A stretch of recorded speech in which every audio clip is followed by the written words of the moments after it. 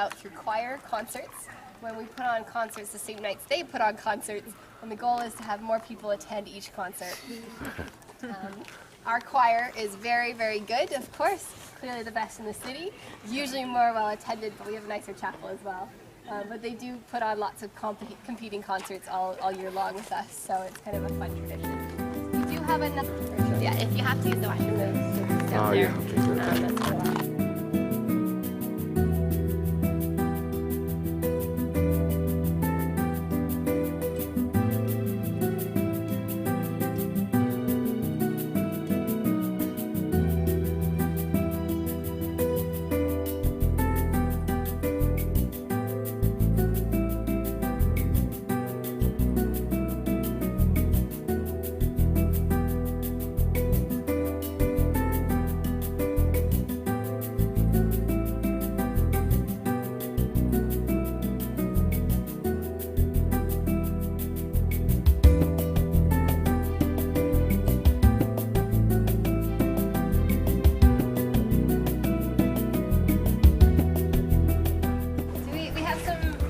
On this tour? Do you have some Australians on this tour?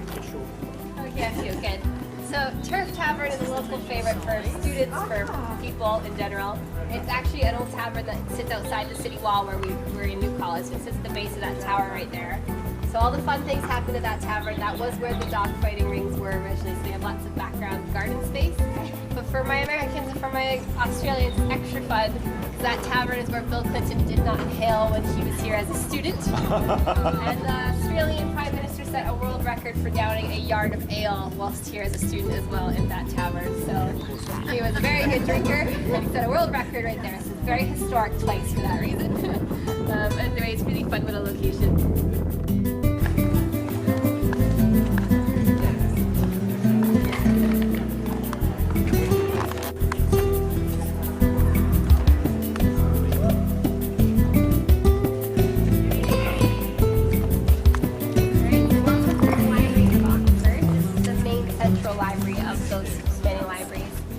The Bodleian Library, after Thomas Bodley, who was the first person to pay for the library system at Oxford. So all the libraries are now connected with the Bodleian Libraries. This is the original Bodleian Library itself. So we call this one the Bod for that reason. But every library is supposed to be connected with this. That's a new thing though, because most colleges are very protective of their libraries, and they did not want to associate themselves with this centralization aspect of libraries for a long time. It took a long time for the student libraries to actually agree to work together. And still to this day, students from one college are not allowed to actually use the library books at another college. If your college does not have a book, you have to come to the central library until they have the book you do. You can't use another college's book unless you ask a friend to borrow it for you. So. This is mostly just workspace though for students. The libraries were built in 1604 originally, and in 1610 Thomas Bodley negotiated something called a copyright for this library, which is having the right to a copy of every book published in the UK. And that right has existed since 1610, and it means that anything published by a UK publisher has to gift one copy to the Oxford Libraries for use for students. So that means every pamphlet, every child's book, every journal, every newspaper, any sort of fiction novel, anything that is published in the UK has to gift one copy here for students. Which means our books are just too numerous to contain within the walls of the college libraries or in the university library. At the very top, the letters spelled into windows. 1949, and Camera refers to a small round building. So it's a round building named after John Radcliffe. Radcliffe is a very popular name though at Oxford because he paid for a lot of things. So he left a perpetual endowment, and every 100 years they're supposed to build a new building with his name on it. So we have the Radcliffe Camera, this is called the Radcliffe Square. There's a John Radcliffe Hospital, which is the newest century one. And there's a Radcliffe Observatory, a Radcliffe Science Library, a Radcliffe Infirmary, the Radcliffe Humanities Buildings. There's lots and lots of stuff named after him. This one I think is very interesting because he never saw it made. Actually, he had no idea what would happen with his money. But as a person, he hated books. He thought they were the most useless way to actually learn something. And he refused to own any of his own books at all. Because he was a doctor, and he thought that the best way to practice medicine was by actually practicing medicine and not reading it out of a textbook of some sort. So he personally refused to own any of his books, and then ironically ended up paying for 2 of the largest libraries at Oxford, one of which is the most photographed building here. He was quite an eccentric character though. He was positioned to the king for a little while, but he lost his position because he one time told the king that he did not have very dainty legs. And the king was quite insulted at this, of course, and he wanted to have dainty legs. He lost his position, and he spent most of his life mostly drinking in a pub, I think, rather than actually practicing medicine, but kind of a fun character. Now this library and that library are actually directly connected for students with underground tunnels that run between these two buildings. There's 2 tunnels that still exist today for students to use, but then there's lots of other tunnels that are for librarians to cart books around. So there's that 8 floors down, and it keeps going here. Actually, all of Oxford's historic centre used to have a lot of tunnels that ran underneath all of the colleges and libraries. The reason for that was so that students could safely walk amongst the town without getting hurt by the townsfolk.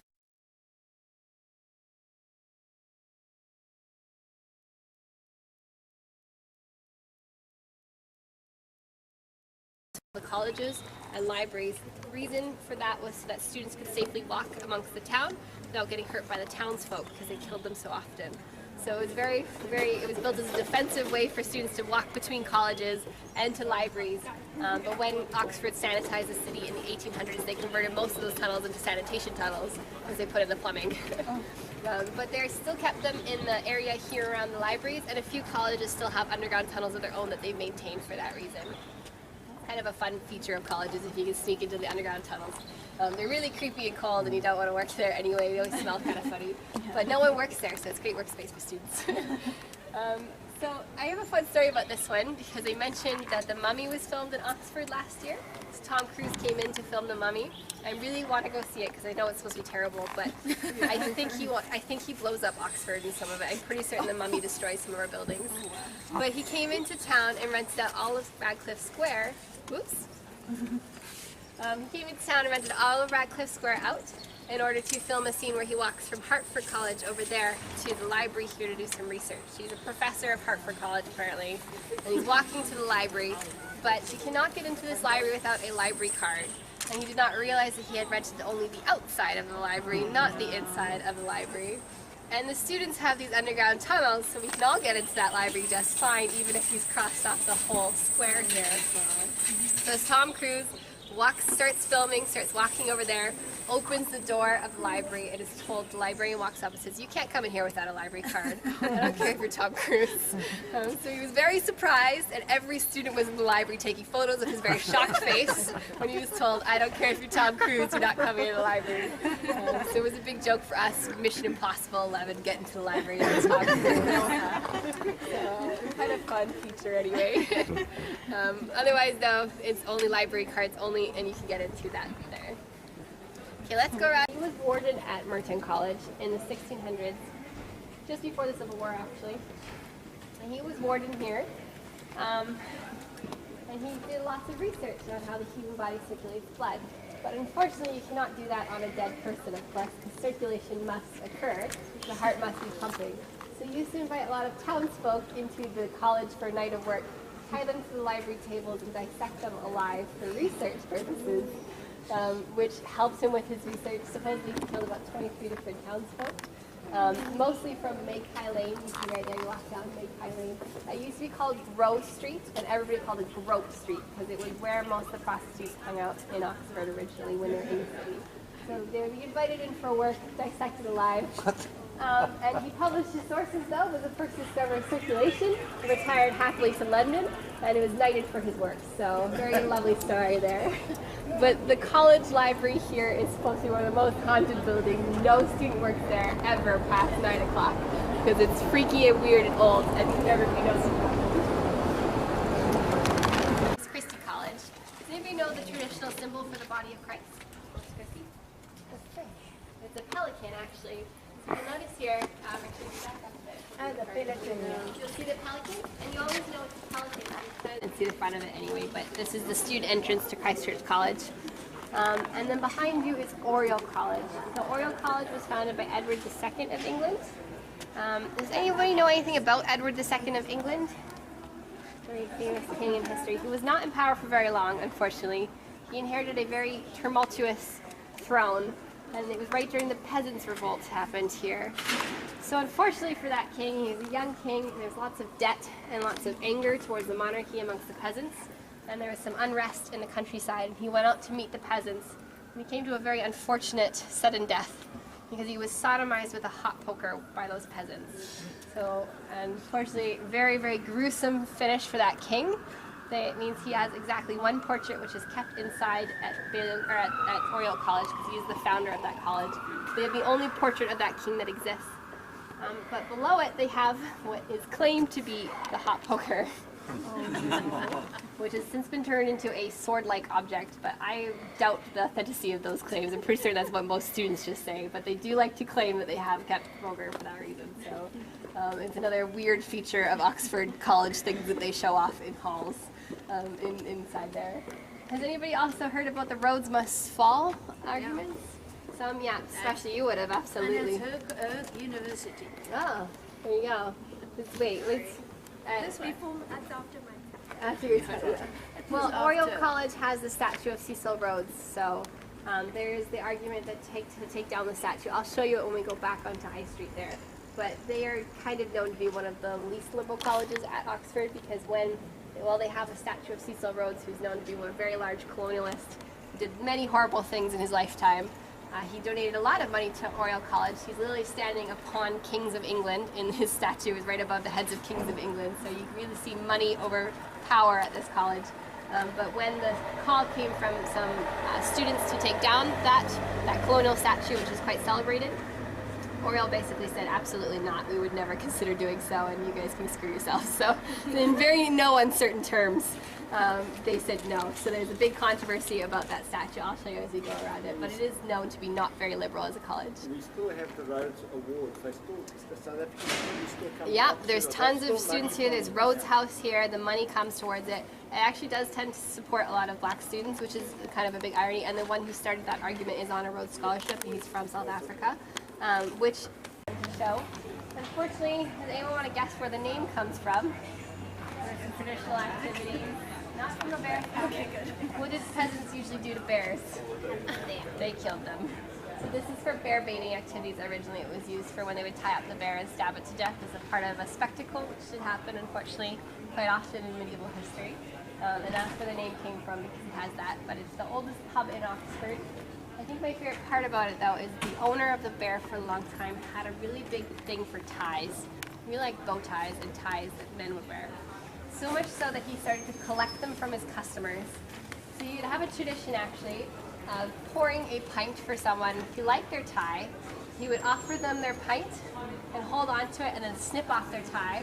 And then he would take the tie and say, that's for free.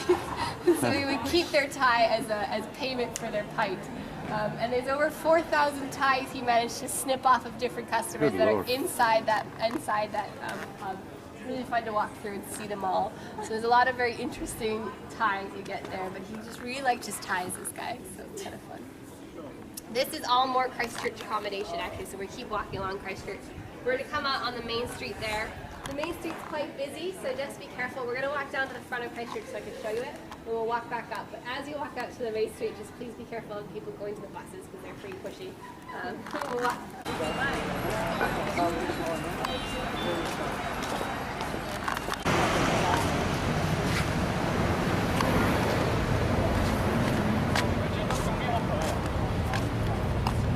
Come on in, Christchurch a little bit.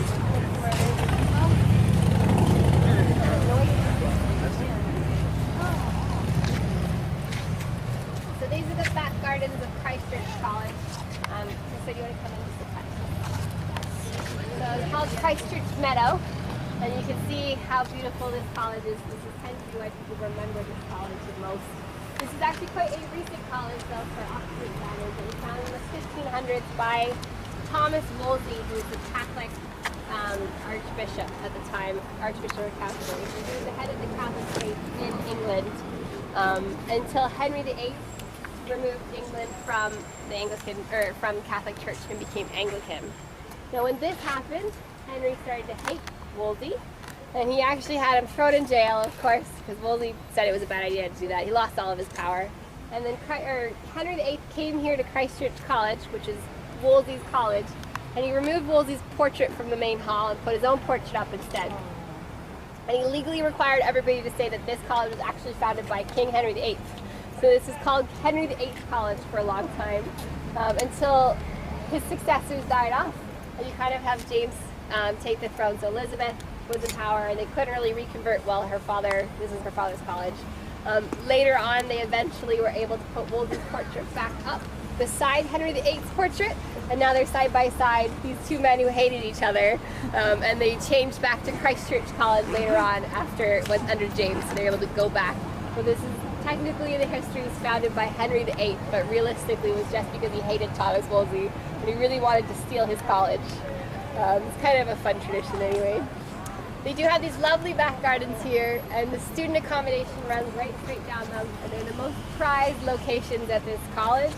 Students, of course, want to go live in these balconies and wake up and have this beautiful view, which has been stringently maintained by Christ Church.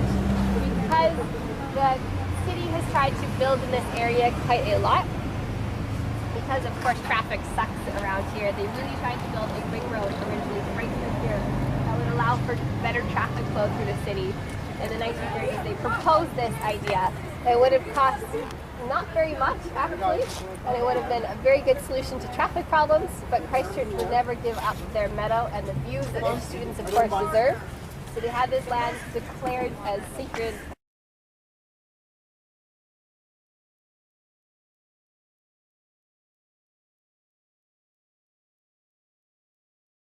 Christ Church would never give up their meadow and the views that their students, of course, deserve. So they had this land declared as sacred, kind of Oxford land that can never be altered in any way. And so unfortunately the City Council had to spend £4 million to build the ring road outside of this area. So very costly expense for her. And tried to kidnap Friesved. She took to the forest to hide out.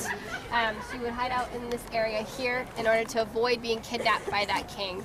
And because the legend goes, God was so angry at this king for having to try to kidnap St. Friesved, he struck the king and his men blind. So all the men were struck by God blind, and they wandered through this area aimlessly for 3 years, not able to really do anything because they were blind. Friesved eventually found that king wandering as a blind man through the forest, and she took pity on him, and she kissed his eyes, and therefore they were cured of their blindness.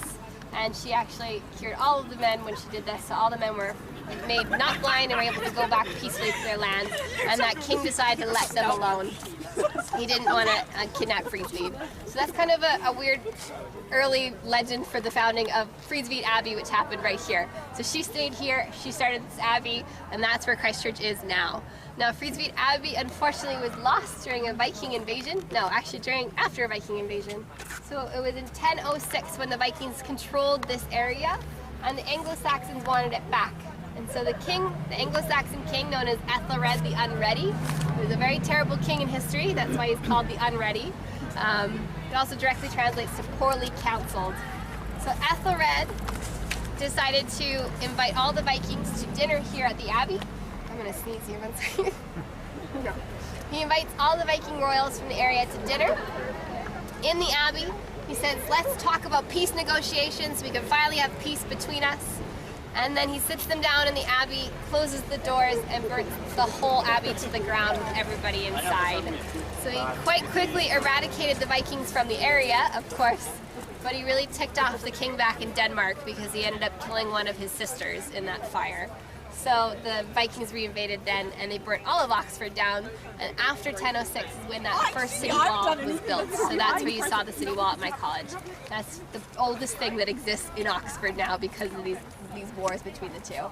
And Christ Church was literally first a cathedral built upon the Abbey and expanded out into the college past that. So Christ Church does actually have its own cathedral, which came before the college itself. Okay, I'm sorry I hate this tradition because it's very expensive, and the students get quite rowdy when they come over and drink lots of free beer. So the only difference today is that Lincoln College now flavors their beer with poison ivy, which is poisonous. So you're allowed to drink as much free beer as you want as a Brasenose student, but it has powdered poison ivy in it, and usually they can only get 2 in before they get really sick from the poison inside their beer.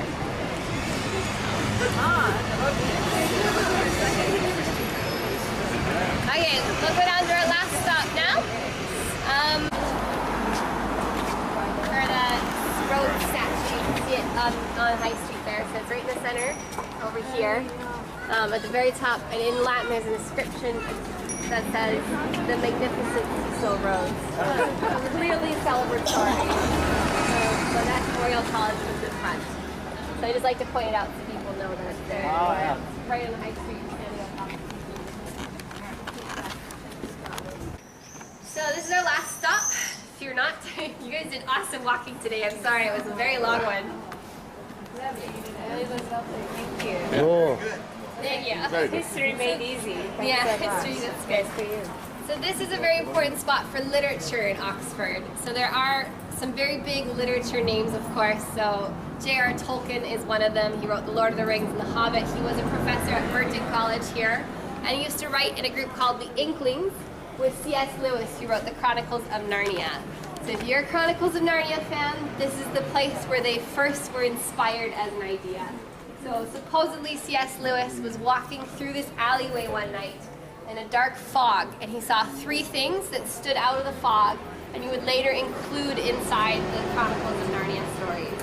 So I'll give you a chance to guess them before I tell you what they are. Yes. That is a really good guess. Yes, the lamppost is one of them. No one ever gets that one. So that is the very first thing Lucy sees when she walks through the door or wardrobe into Narnia is that lamppost. Any other guesses? We have 2 more. Our fawns, yes. So that is Mr. Tumnus, the character who first befriends Lucy and later betrays her to the Ice Queen. So that is, and the last one.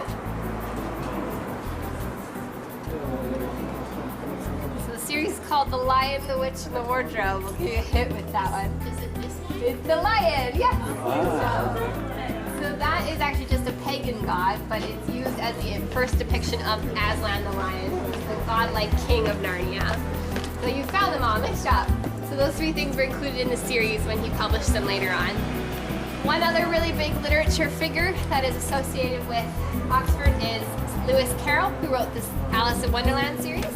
He was a professor of mathematics at Christ Church College, actually.